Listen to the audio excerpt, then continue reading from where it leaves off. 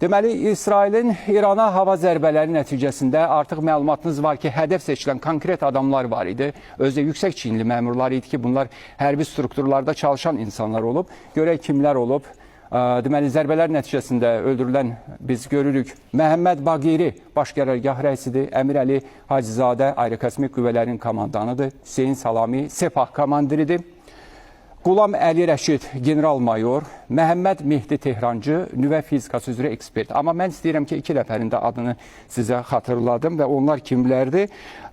Bunlar deməli İranın Atom Enerjisi Təşkilatının sabiq başçısıdır, Fereydun Abbasi. O da yəni zərbələr nəticəsində öldürülən rütbəli şəxslərdən biridir. Daha biri isə Ali rəhbər Seyid Əli Xameneyinin müşaviri Əli Şamxaninin də öldürülməsinə dair məlumatlar var və biz onlarla artıq sizi tanış etdik ki, kimlər bu zərbələr nəticəsində dünyasını itirib. Yəni, hədəf var idi, konkret olaraq hədəf var idi İsrail tərəfindən.